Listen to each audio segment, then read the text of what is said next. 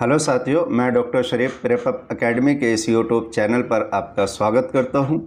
आज हम फिर भारतीय राज्य व्यवस्था एवं संविधान की इस टेस्ट सीरीज़ के अध्याय 8 सॉल्व करेंगे। यानी आज हम समझेंगे संसद के बारे में। अगर आप इस यूट्यूब चैनल पर न्यू है तो आप सबसे पहले इस यूट्यूब चैनल को सब्सक्राइब कर लें और घंटे का बटन दबाना ना भूलें ताकि हर आने वाली वीडियो का नोटिफिकेशन आपको सबसे पहले मिले। तो आइए समय को बर्बाद ना करते हुए सीधे बात करते हुए हम क्लास की तरफ आगे बढ़ते हैं। जो अपने कदमों की काबिलियत पर विश्वास रखते हैं वही अक्सर मंजिल पर पहुंचते हैं। यानी जिन्हें खुद पर भरोसा नहीं होता वो किसी मंजिल तक नहीं पहुंचते हैं। जो खुद अपने ऊपर भरोसा रखते हैं वही मंजिल तक पहुंचते हैं। आइए इस टेस्ट सीरीज़ को शुरू करते हैं। इस टेस्ट सीरीज़ का पहला सवाल, भारतीय संविधान में संसदीय शासन व्यवस्था किस देश से ली गई है? बहुत आसान सा सवाल है। ए अमेरिका के संविधान से, बी रूस के संविधान से, सी ब्रिटेन के संविधान से, डी ऑस्ट्रेलिया के संविधान से। ये एक ऐसा सवाल है जो हर साल किसी न किसी वनडे एग्ज़ाम में पूछ लिया जाता है। इसका आंसर होगा सी। बहुत आसान सा सवाल है, ऐसे सवाल आप बिल्कुल भी गलत ना करें। अगर आपको इस टेस्ट सीरीज़ में आंसर आते हुआ करें तो कमेंट बॉक्स में आप उसका आंसर दे दिया करें।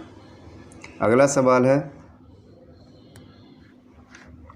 लोकसभा के निर्वाचित सदस्यों की अधिकतम संख्या कितनी है? तो एक तो पूछा है निर्वाचित सदस्यों की और दूसरा अधिकतम संख्या। ए 530, बी 545, सी 540, डी 550। ये भी बहुत आसान सा सवाल है और इस टाइप के सवाल वनडे एग्ज़ाम में अक्सर पूछे जाते हैं। इसका आंसर होगा डी 550। निर्वाचित सदस्यों की बात कर रहा है ये और अधिकतम संख्या 550 होती है। हालांकि 2019 से पहले टोटल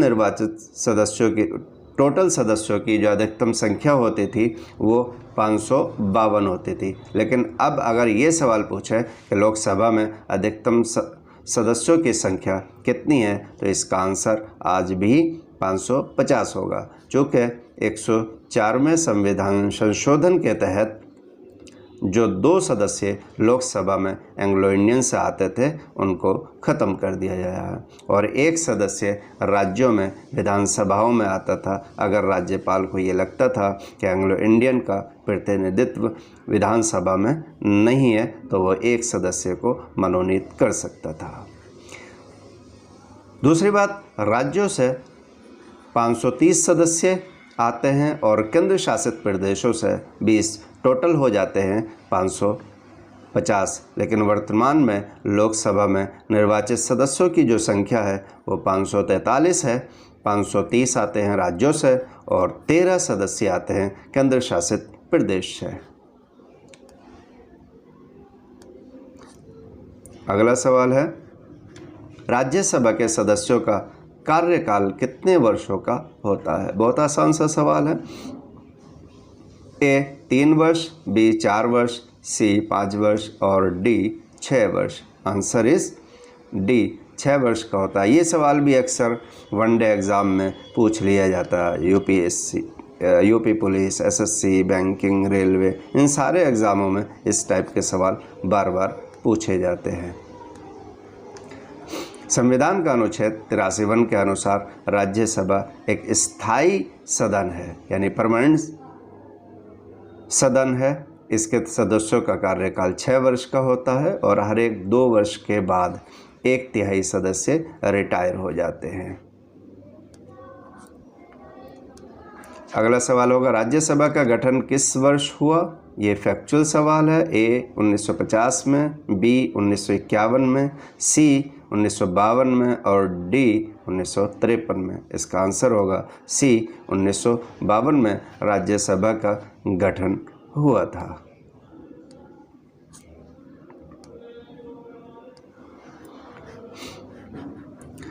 और 1954 तक राज्यसभा को राज्य परिषद के नाम से जाना जाता था। राज्यसभा में जो अधिकतम सदस्यों की संख्या है वो 250 है और वर्तमान में अगर पूछ ले तो 245 इसका आंसर होगा। अगला सवाल होगा, लोकसभा के अध्यक्ष के वेतन और भत्ते कौन निर्धारित करता है? ए राष्ट्रपति, बी वेतन आयोग, सी मंत्रिमंडल, डी संसद। बहुत अच्छा सवाल है, कई बार यहाँ से कई सारे सवाल निकलते हैं। इसका आंसर होगा डी। इसका आंसर होगा डी, यानी संसद लोकसभा के अध्यक्ष के वेतन और भत्ते निर्धारित करता है। संसद ही लोकसभा के अध्यक्ष के, उपाध्यक्ष के और राज्यसभा के अध्यक्ष के और उपाध्यक्ष के वेतन भत्ते निर्धारित करता है संविधान के अनुच्छेद 97 के अनुसार।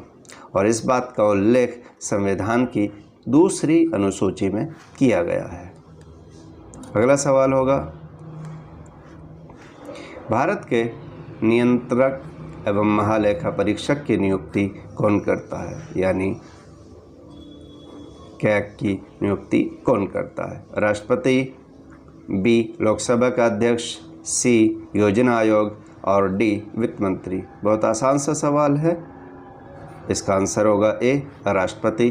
कैग की नियुक्ति राष्ट्रपति करता है। संविधान के अनुच्छेद 148(1) के अनुसार भारत का एक नियंत्रक एवं महालेखा परीक्षक होगा, यानी कैग होगा, और जिसकी नियुक्ति राष्ट्रपति करेगा। इसका काम क्या है? ये संघ और राज्यों के लेखाओं का परीक्षण करेगा और अपनी रिपोर्ट संघ में राष्ट्रपति को देगा और राज्यों का में राज्यपाल को देगा। अगला सवाल होगा,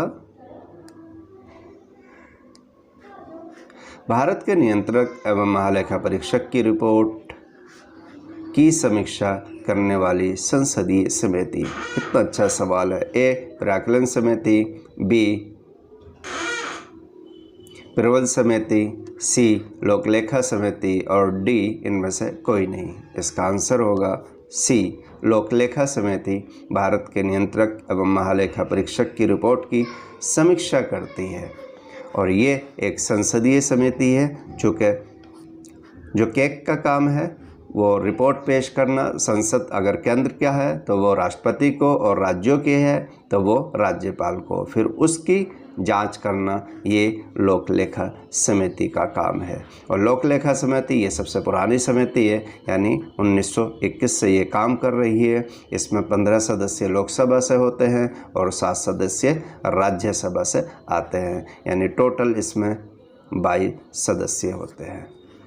अगला सवाल है, किस सदन का अध्यक्ष उस सदन का सदस्य नहीं होता है? ए लोकसभा, बी राज्यसभा, सी विधानसभा और डी विधान परिषद। बहुत आसान सा सवाल है। इसका आंसर होगा राज्यसभा, यानी राज्यसभा का जो अध्यक्ष होता है वो राज्यसभा का सदस्य नहीं होता है और पदेन सभापति होता है, यानी जो उपराष्ट्रपति होगा वो राज्यसभा का राज्यसभा का पदेन सभापति होता है और ये संविधान के अनुच्छेद 54 के अनुसार है।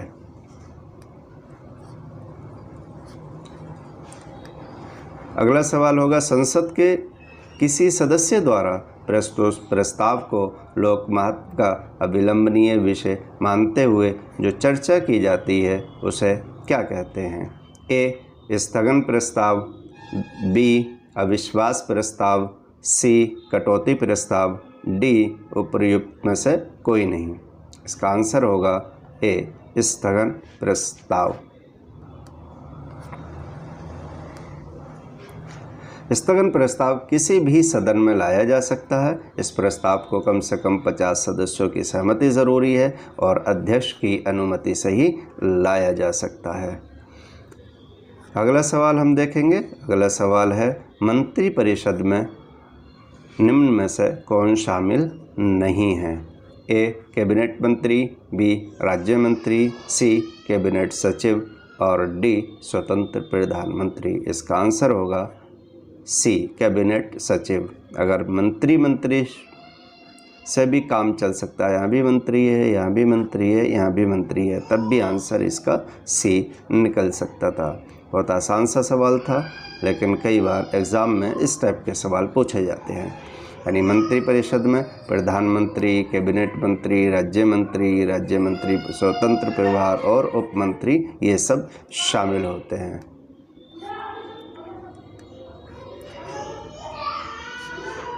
निम्न में से कौन सा संसद से संबंधित नहीं है? संसद से संबंधित नहीं है। ए आहूत करना, बी सत्रावसान करना, सी विघटन करना और डी बर्खास्त करना। इसका आंसर होगा डी बर्खास्त करना। ऐसा संसद से संबंधित कोई प्रावधान नहीं है। संविधान के अनुच्छेद 85 के अनुसार राष्ट्रपति संसद के प्रत्येक सदन को अधिवेशन के लिए आहूत कर सकती है। आहूत करना मतलब बुला सकती है, उनके अधिवेशन का सत्रावसान कर सकती है। मतलब अगर वो अधिवेशन चल रहा है तो उसको उस वक्त ख़त्म कर सकती है। और तीसरा, लोकसभा का विघटन कर सकती है। विघटन करने का मतलब है लोकसभा को समाप्त कर सकती है, भंग कर सकती है। अगला सवाल है, लोकसभा में किसी विधेयक को धन विधेयक के रूप में कौन प्रमाणित करता है? ए राष्ट्रपति, बी वित्त मंत्री, सी रक्षा मंत्री और डी लोकसभा का अध्यक्ष। ये है रक्षा मंत्री। इसका आंसर होगा डी, लोकसभा का अध्यक्ष धन विधेयक को प्रमाणित करता है। और लोकसभा का अध्यक्ष ही ये बताता है कि कौन सा विधेयक धन विधेयक है और कौन सा विधेयक धन विधेयक नहीं है। और लोकसभा के अध्यक्ष का निर्णय ही अंतिम निर्णय होता है।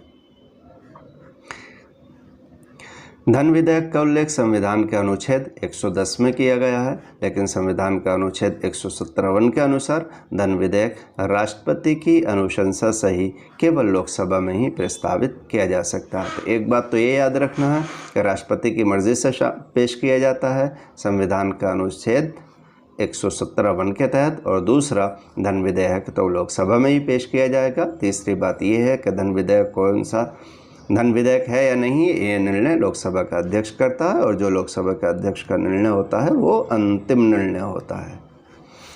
अगला सवाल है, प्राक्कलन समिति संसद के किस सदन के सदस्यों से गठित की जाती है?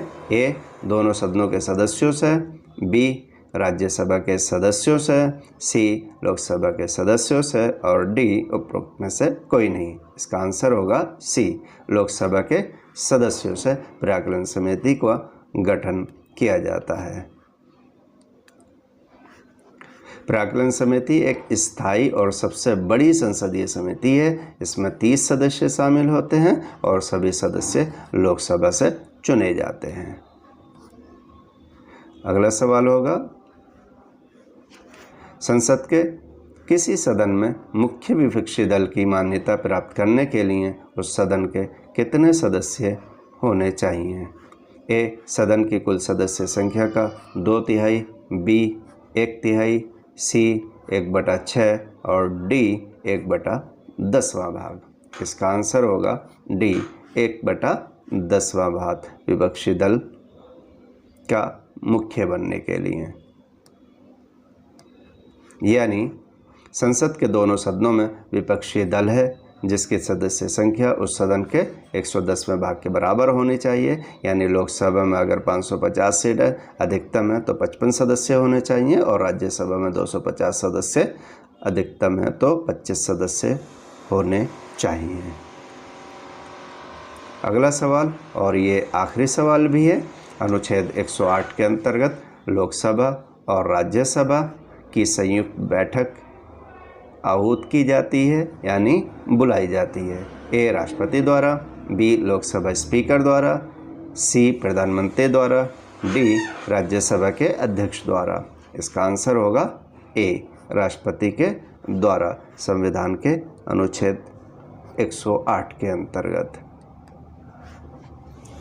जब किसी साधारण विधेयक पर दोनों सदनों के बीच में टकराव हो जाता है, मतभेद हो जाता है, असहमति हो जाती है, तो राष्ट्रपति को यह अधिकार है कि वो दोनों सदनों की संयुक्त अधिवेशन बुला सकता है, यानी दोनों सदनों की संयुक्त बैठक बुला सकता है। और संयुक्त अधिवेशन की अध्यक्षता लोकसभा का अध्यक्ष करेगा। ऐसा नहीं है कि राष्ट्रपति ने बुलाया है तो इसकी अध्यक्षता राष्ट्रपति करेंगे, यानी इसकी अध्यक्षता लोकसभा का अध्यक्ष ही करेगा।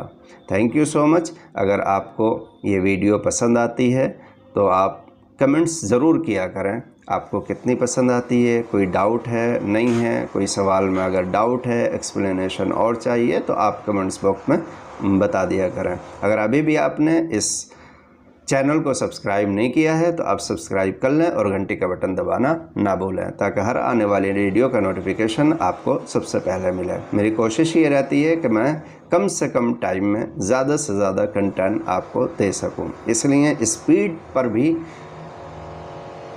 ध्यान रहता है ताकि मिनिमम टाइम में मैक्सिमम कंटेंट आपको मिल सके और आपका टाइम भी बच जाए। Thank you so much. Like और सब्सक्राइब करना ना भूलें।